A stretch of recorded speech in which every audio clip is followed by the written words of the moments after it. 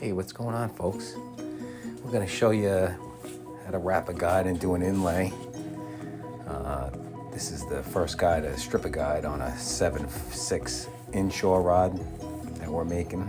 It's an American tackle matrix blank. We're just going to wrap down opposite. Remember, tape is your friend. And we're going to just run over that thread. This way we can secure it. And we're going to go about 8 wraps. And then we're going to pull the tag back. And we're going to straighten that start all up right now.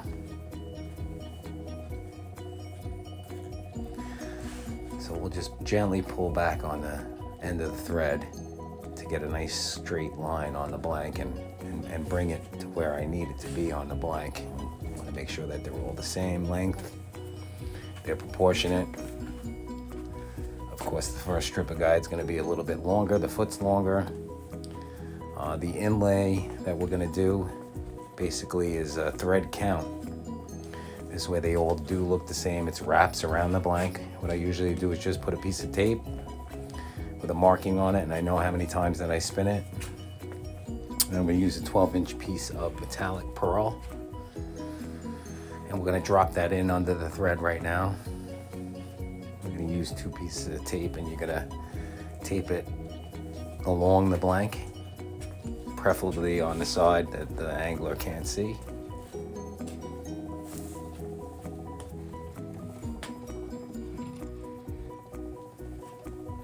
And we're going to lay that right under, and we're going to put maybe like 4 or 5 wraps around the metallic thread. Secure it both sides with tape, make it nice and straight. Once we get about 4 wraps around,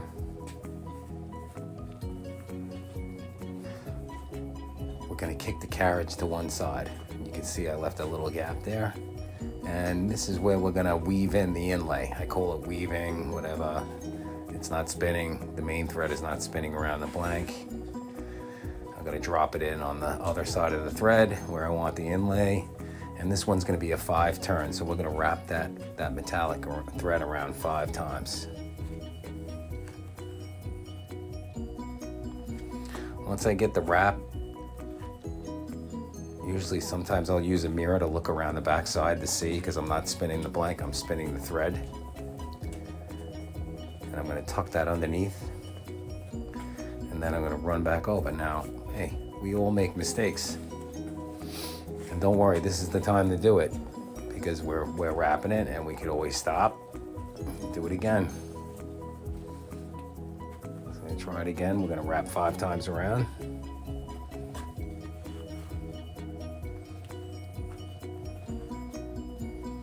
we're gonna pull that thread tight. And with those nice chunky digits that I have, we call it the sausage finger.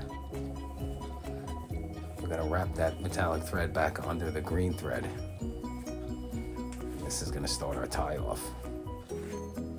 Now, I hope you all notice that I'm wrapping my guide wraps not under power.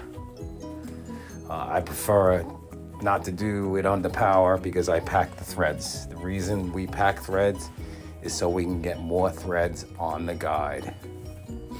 If you pack every 4 to 5 turns, you're going to get about 20% more threads over that guide wrap. It's going to be a stronger wrap. It's going to be better color. When you go to coat it, it's just going to look a lot better. So we'll finish up this wrap here. I stuck the tag under. I take the last 4 wraps and I go around the back side of the guide because I like that look. I like to have the thread, finish off on the other side of the guide. It also, for some reason, I think it makes the coating a little bit easier. It draws the epoxy in. I just like the look of it. Some people don't. And I can always fix the threads. We keep packing. And we're gonna grab the loop, make sure the loop's in the right spot, because we can adjust it anywhere we want until we cut off and tie off. So you can see I'm wrapping around that other side of the guide.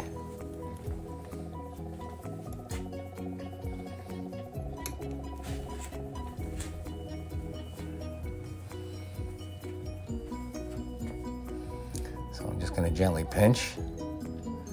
And then I'm going to grab my scissor. I'm going to cut the thread from the spool. Loosen it up a little bit from my tensioner. Give it a little cut. And I'm going to pass it right through that loop. Once I have it through the loop, I'm going to give it a nice little tug tight on that while I'm pulling. I'm going to make sure that I pull it straight. And we're going to finish it up. Make sure that I'm all good.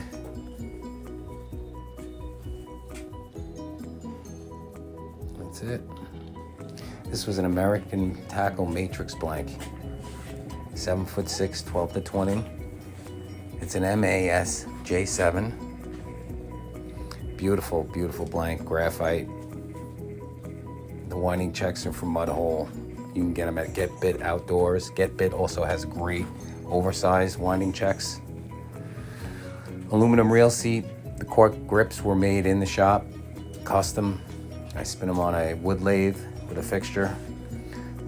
The American flag fish, we love that. Simple cross wrap, metallic and pearl. Some more of that carbon fiber, it's hot. And then you can see the inlay. Here's the thread we used for the green. This was the cross wrap right before color preserver. And this is how we glue our cork rings. And then we bring them over the lathe and we shape them. Again, American Tackle Matrix blanks. We'll definitely be making more of these. We'll see you soon.